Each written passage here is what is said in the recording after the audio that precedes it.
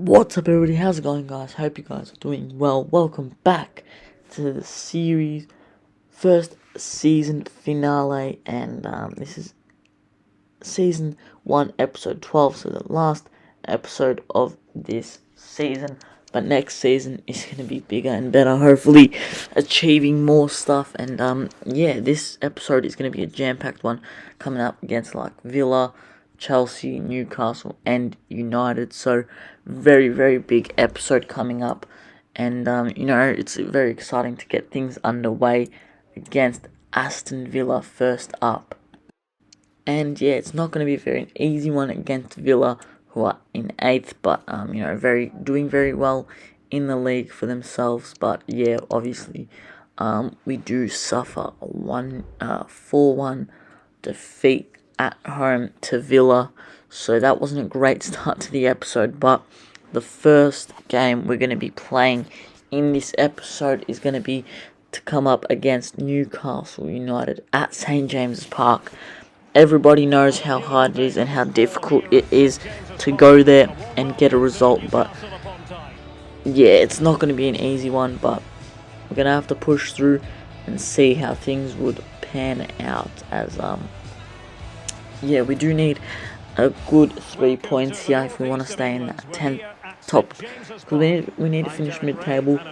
I'm aiming around minimum 10th position, so hopefully we can achieve that. If we do, maybe next season we can achieve top 5 or in around that top 6 position, which will be lovely. But we got this game underway with a debut goal for Mertens.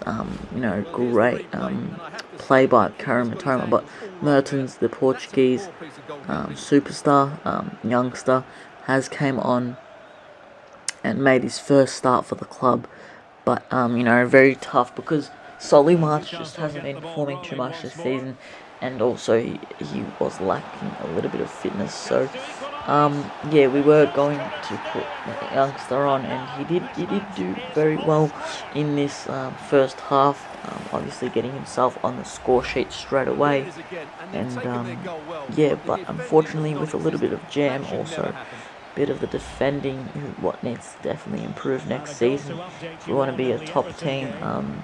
Newcastle broke through with Harvey Barnes and made it 1-1 at half-time, and that was the end of the story at half-time. But this second half was going to be a big one, because it was either do or die, because if we lose this game, we could drop down to like 12th or something, which Chelsea are on. But luckily for us, Joao Pedro does get us a very good start into this second half. Around the hour mark, which the football has been played at, around the hour mark of the match, Joao Pedro puts the ball in the back of the net.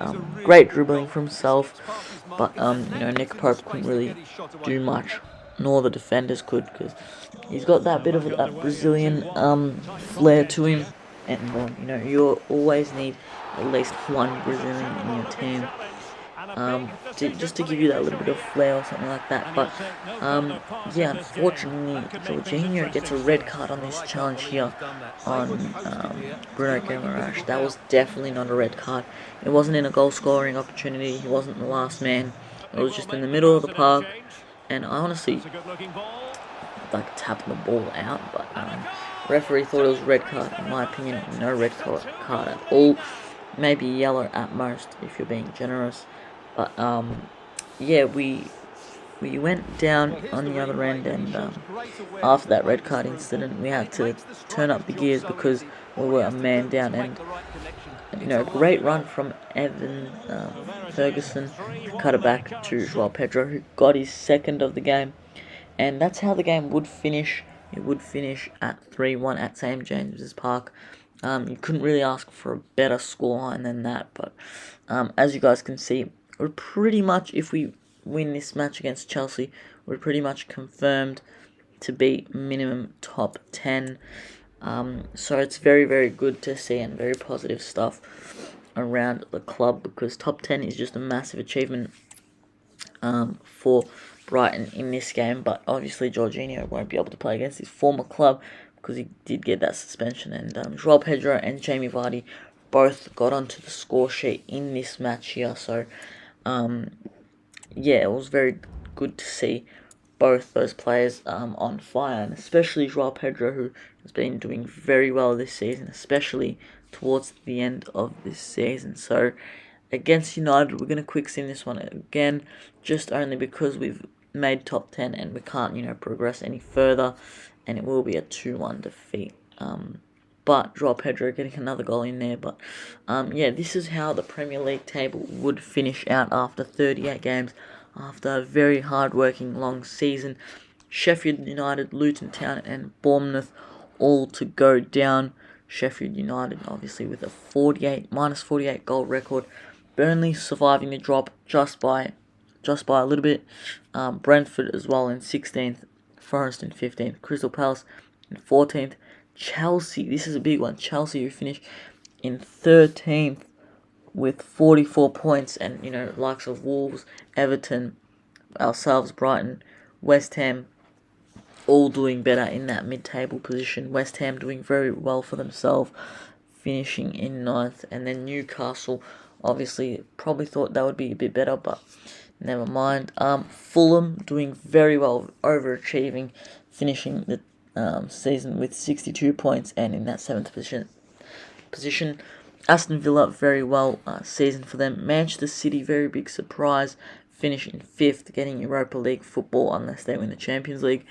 United in 4th, Spurs in 3rd as well. Those two very, very close to see, and it's just out of Liverpool and Arsenal who'd win the league.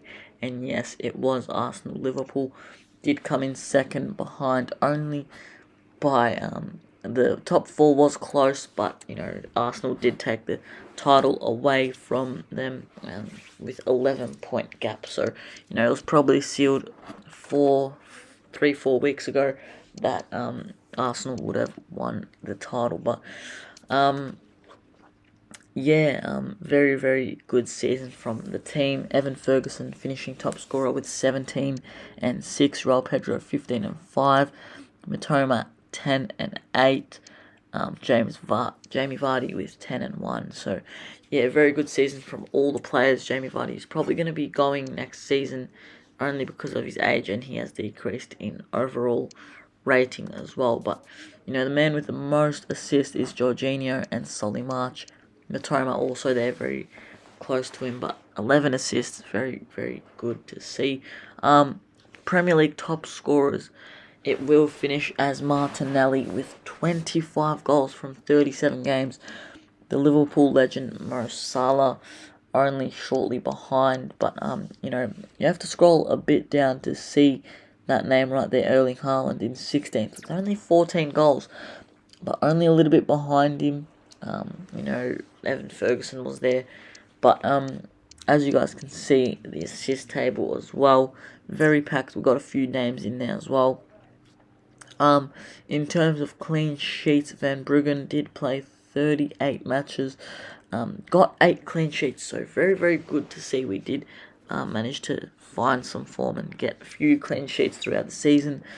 Obviously, it's very tough to get clean sheets in this game and in the Premier League, so not too far behind from the top players, but as you guys can see, Edison there only got 3 clean sheets, even though he did only play about 20 games. But in terms of all the trophies, Arsenal did take home the FA Cup. City did get knocked out to West Ham very early on to the competition.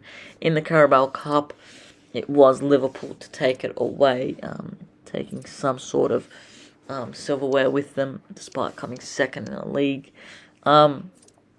Conference League, another English side to win it, Aston Villa, who absolutely dominated the final 3-0 against Club Brugge. In the Europa League, Liverpool do get knocked by Roma, and Roma take it away. The Italian side, Jose Mourinho, taking the title away. But in the Champions League, we're going to go a little bit more in depth. Bayern Munich and Galatasaray, who gone through. United and Copenhagen did not go through. Arsenal, PSV also go through. Napoli and Real Madrid go through. Real Madrid did not top the league. Inter and Real Sociedad, Lazio and Atletico Madrid, Borussia Dortmund, and PSG. Milan and Newcastle United get knocked out. RB Leipzig and City go through. Interesting to see RB Leipzig finishing top. Barcelona and Royal Antwerp to go through as well. But in the round of 16, City took on Napoli and bet them pretty comfortably there. No real surprise shocks just yet.